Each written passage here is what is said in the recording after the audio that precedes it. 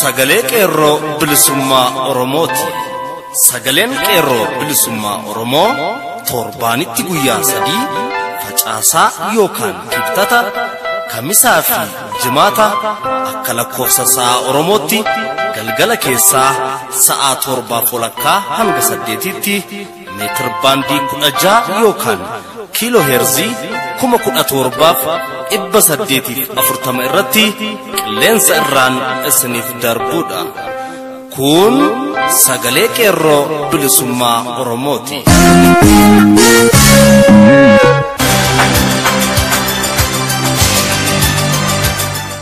Jimaata Muddee tokko bara 2017 ashamaa akkam jirtu kabajamoo fi jaallatamoo dhaggeeffattoota Sagalee Qeerroo Bilisummaa Oromoo. Kun qophii Sagalee Qeerroo Bilisummaa Oromoo kallattiin Oromiyaa irraa isiniif darbaa jirudha. Sagantaan keenya akkuma beekamu oduu isin dhageessisuun eegalla. Itti aansuun qophii addaa isin biraan geenya. Walleen warraaqsaas qaama sagantaa keenyaati. Isin keessummeessaa kan isin waliin turuu an Abdii Bilisummaati. Haga xumura sagantaa keenyaatti waliin turaa jechaa amma kallattiin gara oduuttan isin dabarsa. Akkam jirtu dhaggeeffattoota Sagalee Qeerroo Bilisummaa Oromoo oduu har'aa qabadhee dhiyaadheera. Oduu waliin aan Michuu Lammiiti. Yeroo ammaa kanatti daldala seeraan alaa to'achuuf keellaa iddoo murteessaa ta'e irratti eegumsi sakatta'insaa ciminaan Oromiyaa keessatti hojjetamaa kan jiru yommuu ta'u, kanaanis saamtonni biyya saamaa turan karaa hin malleen duroomuuf hojjechuuf kan yaalan iddoo adda addaatti fe'umsa seeraan alaa waliin qabamuun seeratti kan dhiyaatan yoo ta'u, shirri diinni xaxaa jirtu karaa hundaan fashalaa'uuf tumsa qeerroo, foollee, poolisii Oromiyaa fi hawaasa Oromootiin saaxilamuun dirqama. Haa ta'u malee iddoowwan tokko tokkotti sakanteessi kun kan laafee jiru ta'uu beekameera. Bifa kanaan godina Bunnoo Beddellee akka aanaa Daboo Haannaatti keellaan sakatta'insa iddoo 2 jira ture. Innis keellaa Arjoo Dhidheessaa ganda Dhidheessaa bakka jedhamuu fi keellaa iddoo 77 ganda Liilloo Saaxoo keessa ta'uu isaati. Haa ta'u garuu akka aanaa Daboo Haannaatti foolleen abbaa gadaan ijaarame kan hin jirree fi iddoon keellaa kunis iftoomina kan hin qabne yommuu ta'u, yeroo hedduu sukkaara, bunaa fi wantoonni adda addaa seeraan ala fe'anii otoo deemanii qabamanii sababni isaa osoo hin beekamiin darbaa turaniiru. Haa ta'u garuu yeroo ammaa kana immoo keellaan 77 jedhamu sababa hin beekamneen kaafamee jira. Iddoon kun iddoo murteessaadha ture. Garuu maaliif akka keellaan sun kaafameef ifa akka hin taane jiraattonni naannichaa himaniiru. Odeeffannoon jiru garuu keellaan kun eeyyama godinaatiin dhaabamee eeyyama godinaatiin kaafama wanti jedhu jira. Inni biraan immoo keellaa kan dhaabuu danda'u eeyyama federaalaatiin wanti jedhus ni jira. Kanas ta'e sana haalli kaafamuu keellaa kanaa wanti sababa ta'ee dhugoomsu jiraachuu baatus haalichi daldaltoota seeraa waliin walii galuun karaa hin barbaachisneen wal dooromsuuf akka ta'e qeerroon Bunnoo Beddellee ifoomseera. Gabaasa gumaacha Mandhee Sadaasa 30 bara 2017 kibba Oromiyaatti sabboontonni Oromoo mandheelee adda bilisummaa Oromoo jalatti ijaaraman waraana bilisummaa Oromoo diinagdeen daran cimsuuf birrii 42,000 ol gumaacha taasisan.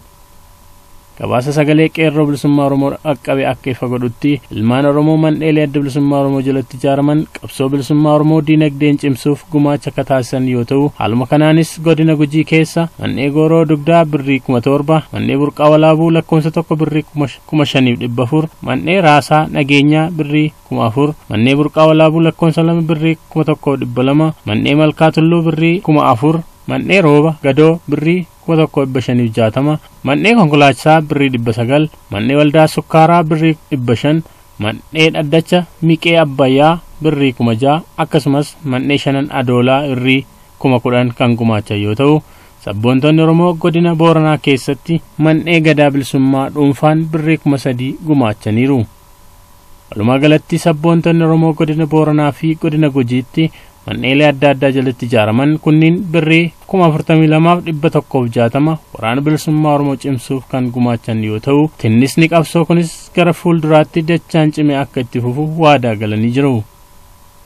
Haaluma wal fakkaatuun Sadaasa 30 bara 2017 godina Wallagga Lixaa keessatti sabboontonni Oromoo mandheen ijaaramanii fi dhuunfaan jiran waraana bilisummaa Oromoo jabeessuuf gumaacha maallaqaa godhan.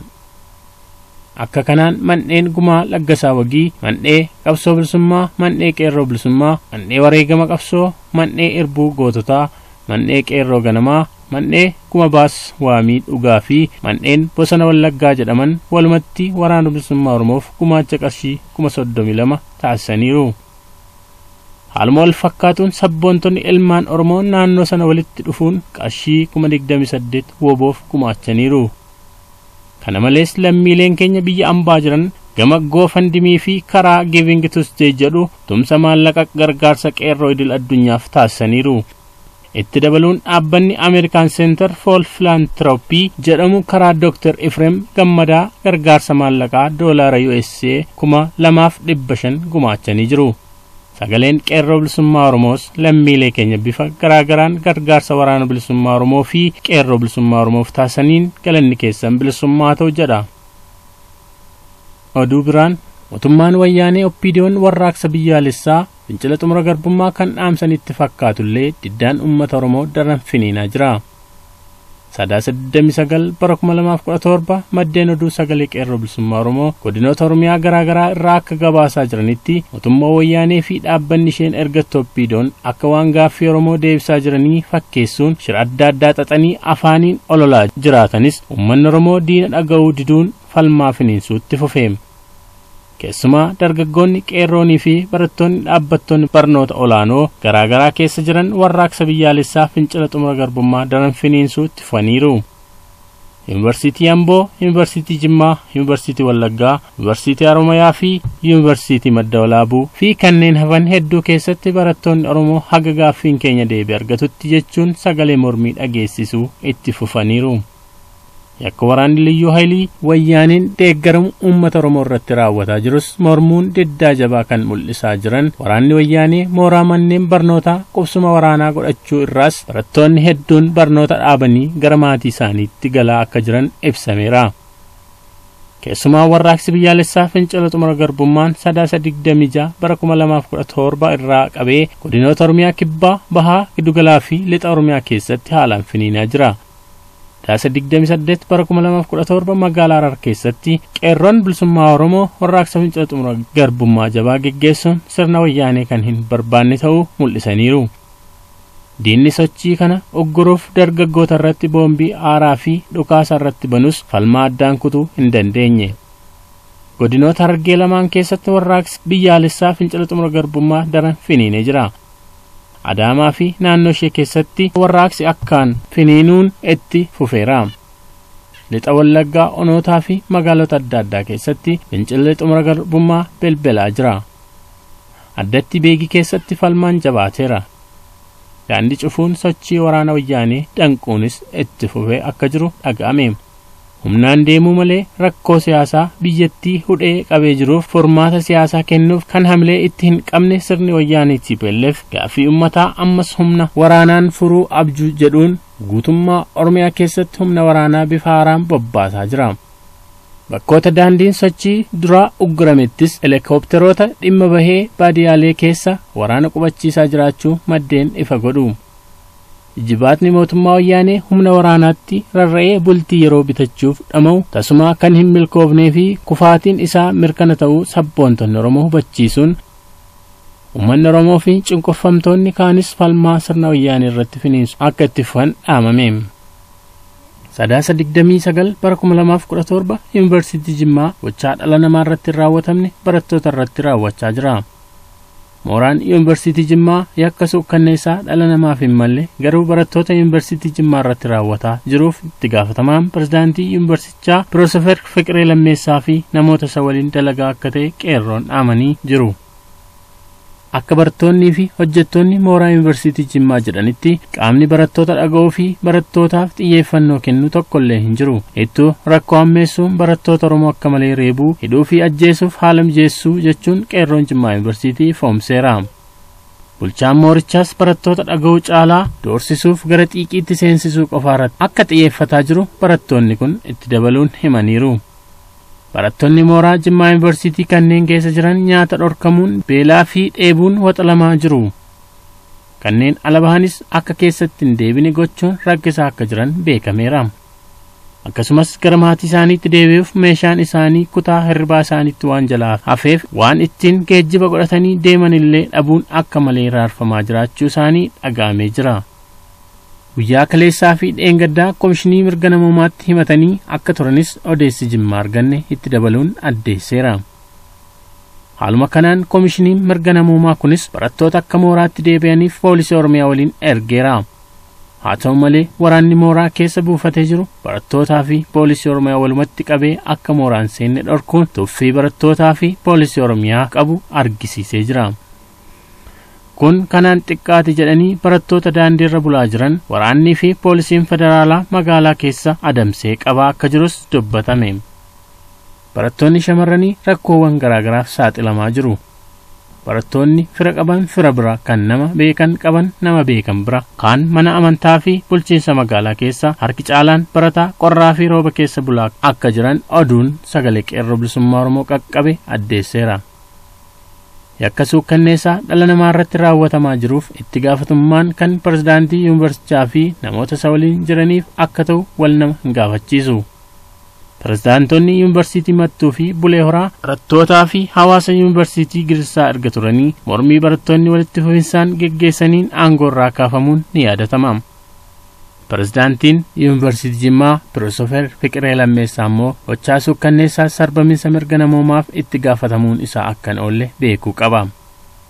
Rakkoo ilmaan keessan keessatti argaman uummanni Oromoo fi saboota cunqurfamoo hunduu dhaga'uu qaba. Dhumarratti uummanni keenya magaalaa Jimmaa barattoota Oromoo daandii irratti rakkachaa jiran kana cinaa akka dhaabbattan dhaammanna. Dhumarratti oduu gaddaa. Saawud Arabiyaa konyaa adda bilisummaa Oromoo Jiddaatti miseensa koree hojii raawwachiistuu kan ta'e sabboonaan Oromoo Jaal Indiris Ahmad du'aan addunyaa kanarraa boqate. Sadaasa 30 bara 2017 hojii qabsoo bilisummaa Oromoo adda bilisummaa Oromoon durfamu keessatti seenaa bareedaa kan qabu sabboonaan Oromoo Jaal Indiris Ahmad sadaasa 8 bara 2017 dhukkuba tasaatiin magaalaa Jiddaatti du'aan addunyaa kanarraa boqochuu isaa oduun seenaa isaan wal qabatee Sagalee Qeerroo Bilisummaa Oromoo dhaqqabe ifa godhee jira. Sabboonaan Oromoo Jaal Indiris Ahmad dhalatee kan guddate godina Horroo Guduruu Wallaggaa magaalaa Amuruutti waggaa ta'u umurii waggaa 40tti du'aan boqochuu isaa oduun kun dabalee hubachiisa. Jaal Indiris amala qabeessa quuqama guddaa saba isaaf kan qaban sabboonaa cimaa kan irraa barbaadamu hunda baataa turee fi qabsoo Oromoo jabeessuuf qabeenya qabu kan hin qusanne bilisummaa Oromoo arguuf nama dheebuu qabaachaa ture ta'uu seenaan isaa ifa godha.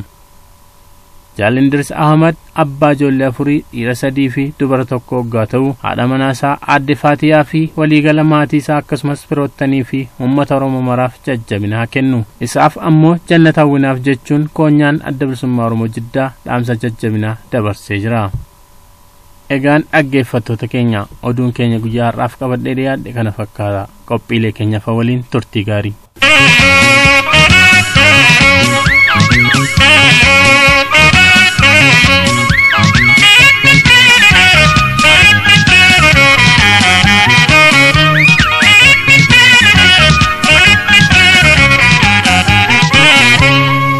Kan dhaggeeffataa jirtan qophii Sagalee Qeerroo Bilisummaa Oromoo meetir baandii 16 yookiin kiloheerzii 1740 irratti kallattiin isiniif darbaa jirudha. Oduu kan isin dhageessise Jaal Michuu Lammii ture horii bulii jenna. Kanatti aansuun wallee warraaqsaa tokkoon booda gara qophii itti aanutti isin dabarsaa ammas nu waliin tura. Walmattoota kaarkaa miilaytee maarii dantaan addaatiin nuuna witee waa'ee keewwalee dubbadduun finnee dubbadduun finnee ingilisiif lola warra saddan jinnee waa'ee keewwalee dubbadduun finnee himimmaan Oromoo warra saddan jinnee walmattoota kaarkaa miilaytee maal faayidaan addaatiin nuuna witee waa'ee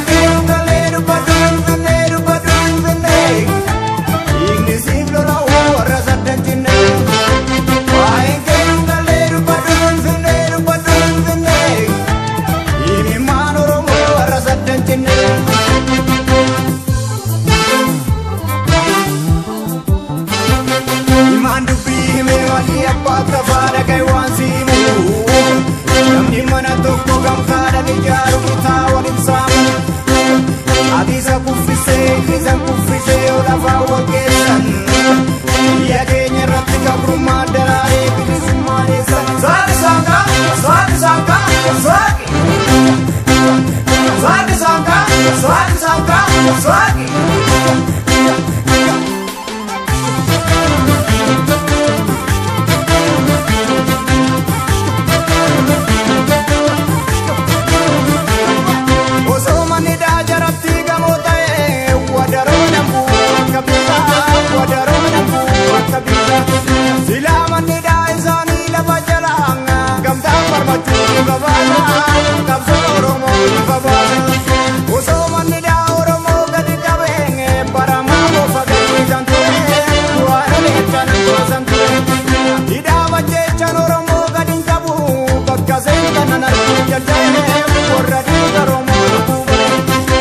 daangaa fi dhugaa Oromoo tiksuun qabsoon ilmaan Oromoo hanga bilisummaa Oromootti itti fufa.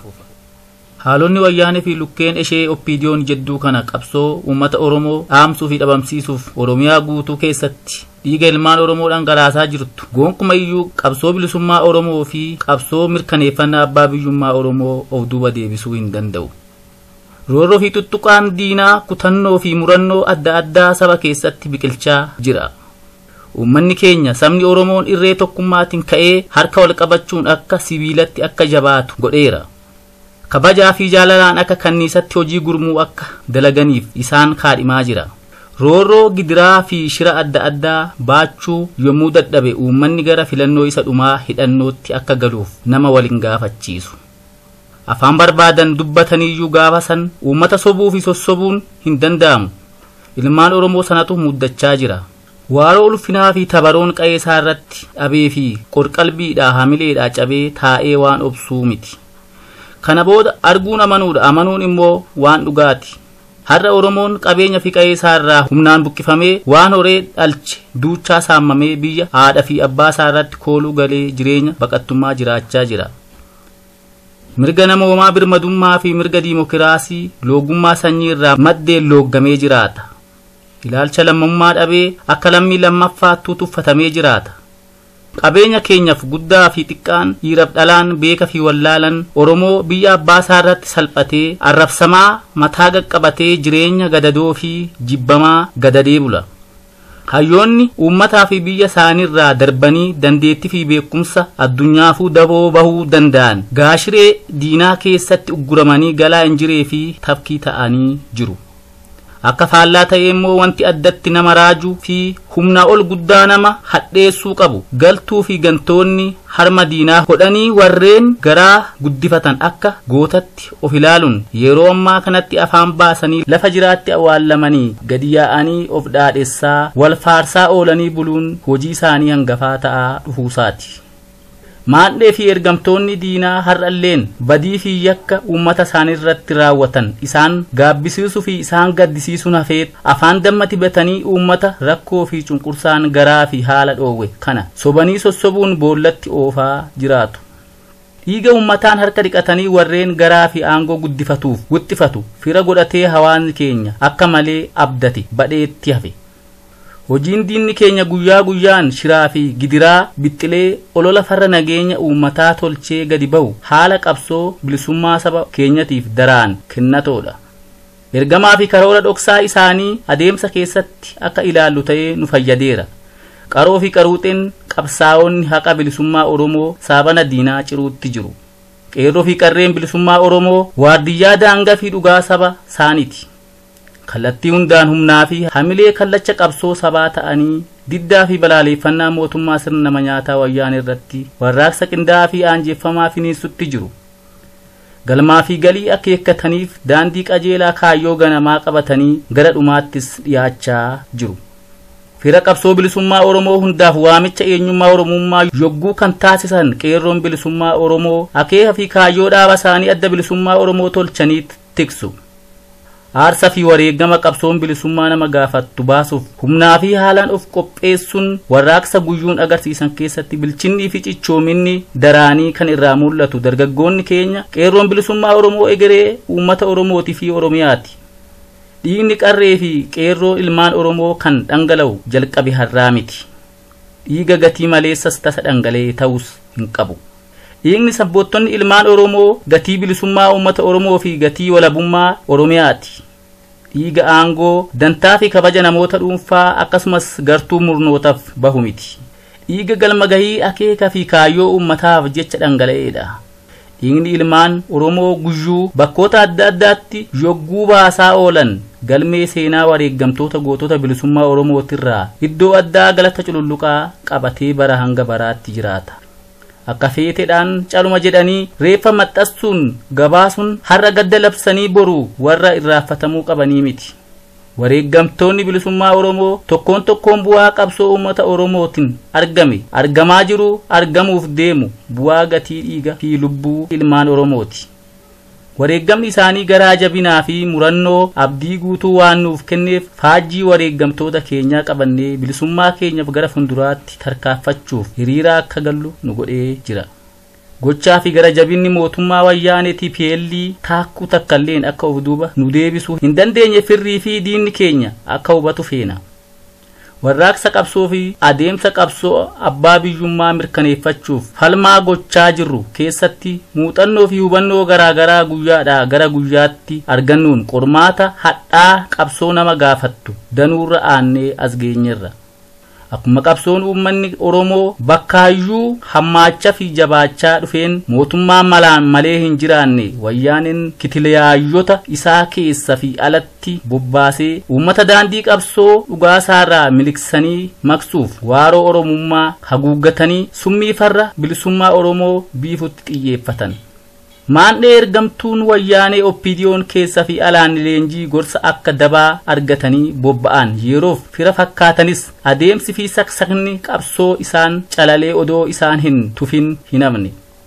Afuura sabboonummaa fi aantummaa homaatu kan of keessaa hin qabne miidiyaa adda addaatti hanga lapheen isaan baqaqee afuurri isaan citutti olola alalchanis gatiin isaanii hin baasin karaarratti saaxilamaniiru.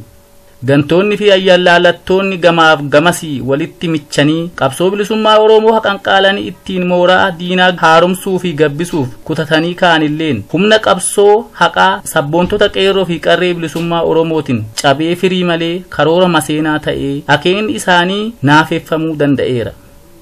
Diinni yoomuu diina rafee namarraa hin bulu.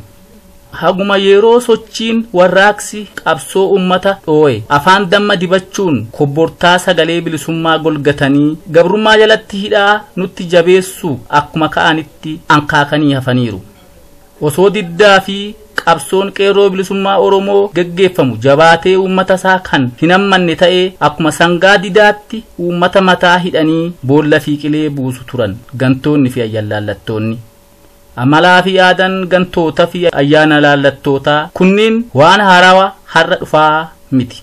Bara dhufaa fi kufaa sirnoota ilmaan Habashaa kam keessattiyyuu waanuma tureedha.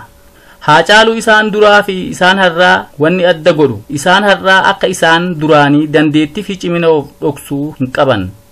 Osoo oolanii hin bulin saaxilamu guyyuurraa waan jedhanii fi godhaniin saaxilamaa oolu. Dhugaan Oromoo ofumaa akka of saaxilan isaan godhaatii jira. Dhiigni ilmaan Oromoo odoo taakkuu takka hin deemin akkuma dhaabbatanitti miilli isaanii sassakaallamee akka hafan godheera. Galata malee isaan hambiseet daaraa bubbee fuute isaan taasise. Ayyaalaallattoonni bara si'anaa kunneen daraan afaan dammaa fi keessi isaanii daraan immoo summaa'udha. Afaan fajjii fi duula burjaajessuu irratti akka hamaa warra leenji'aniidha. Ololaa fi arrabsoodhaaf warra qophaa'anii lafa taa'an saalfii fi safuu waan jedhamu hin qaban. Maqaa qabsoo bilisummaa Oromoo xureessuu, faallessuu fi balleessuu irratti warra xiyyeeffannoon sosso'aniidha. Qabxiin osoo hin kaasin bira darbuun hin barbaachisne tokko ayyaalaallattoonni fi gantoonni kunneen sagantaa fi akeeka homaatu kan of harkaa hin qabne dantaa fi haala yeroodhaaf bitamtoota.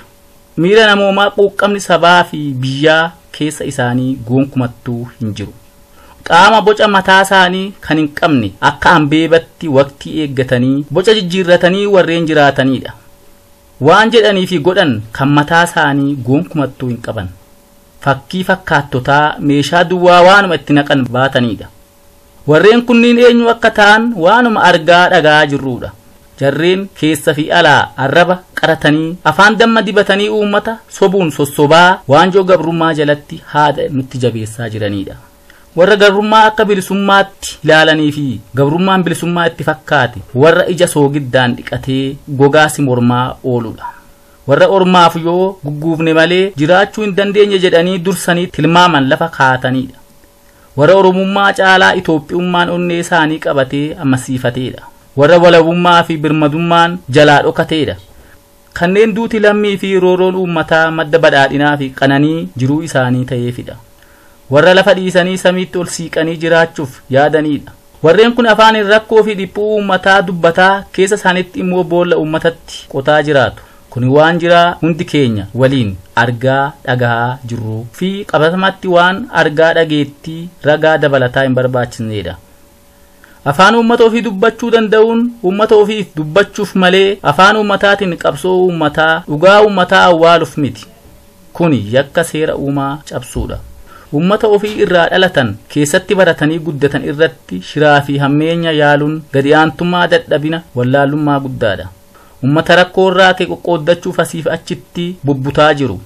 isaanitti fakkaate malee waan isaaniif ta'u kan uummata caalaa beeku hin jiru. qilleessa yaabanii akka saree maraattee wixxifachuutti of dadhabsuun dhamaatii gati maleessadha. qabsoo uummataatti ofuma of moggaasanii sochii uummata Oromoo biyya keessaa deemaa jiru kan hogganu fi imaammata baasu fi kan kennu nuyi jedhanii gatii malee of dhaadhessaa jiraatu. warri kun dafqaa fi dhamaatii dhiiga qeerroo bilisummaa Oromoo gara dantaa isaanitti fudhatanii galataa fi leelloo mataa ofiitiif kan ololchan hafeet hanga maqaallee dagachuutti ce'anii jiru. qabsoo saba Oromoo gufachiisuuf tattaaffii diinni hin yaaliin hin turre. iccita argatan dabarsanii kennuudhaan dhiiga ilmaan Oromoo kumaatamootaa dhangalaasisaniiru. warreen akkanaa ayyaalaallattoonni karaa qixxee dhaabbatanii haala eeggatan kun guyyaa tokko himata seenaa fi seeraa jalaa hin bahan. hundaa ol keessaa wanti badaa nama aarsu fi nama gaddisiisu maqaa gadaa Oromootiin shira akka malee daba seenaa dalaguu isaaniiti. maqaa foolleetiin qabsoo bilisummaa Oromoo faaluuf danqaa adda addaa raawwatameera. ijaarsa dhokataa shiraan guutame kana ijaarrachuun warra abbaa gadaa illeen kiyyoo isaanii jala oolchuuf waan isaan hin goone hin jiru. waan fedhii isaanii akka barbaadan ta'anii akka fedhan jedhaniiyyuu wanni isaan yaadanii fi barbaadan isaaniif hin milkaa'in karaatti hankaakanii hafaniiru. qabsoon bilisummaa uummata Oromoo dhiiga fi lubbuu qaalii ilmaansaatiin ooffamee as gahe abadan gara boodatti hin deebi'u. roorroon guddatte bilisummaadha. uummata rakkoo fi gadadoon manaa baase humni diinaa qawween manatti hin deebisu. kanuma namaan loletu diina. warri nu ajjeesus ta'ee warri nu ajjeesisiisu hundi isaaniyyuu diina Oromooti. mataa isaarraa kan hafe Oromoon diina malee fira hin qabu. adeemsa fi sansaka qabsoo kam keessattuu ilmaan Oromoo yeroo ammaa yeroo kam caalaa dammaqiinsan waqtii itti of qopheessu fi of aanjessuu qabudha. qabsoon keenya diina heddumata. firoota farra qabsoo keenyaa ta'an dabalatee diina innikkaa uummata keenyaa mootummaa goolessituu wayyaanee fonqolchinee ciraashii dhabamsiisuuf yoomiyyuu caalaa hidhannoon mudhii jabeeffachuu kan qabnu amma. qopheessee kan isin dhiyeesse Ibsaa Dhaabasaati. Summeessi binaa keessi keenya madaa Ichi mimaani mormaa ragadaa Summeessi binaa keessi keenya madaa Ichi mimaani mormaa ragadaa Saati sangaa Saati sangaa Saati Saati sangaa Saati sangaa Saati. egaan dhaggeeffattoota keenya sagantaan keenya guyyaa har'aaf qopheeffannee kana fakkaataa waan nu dhaggeeffattaniif galanni keessan bilisummaa haa ta'u jechaa qophii keenya guyyaa biroon haga wal agarruutti nagaan nuuf tura. injifannoo uummata Oromoof. gadaan gadaa bilisummaati.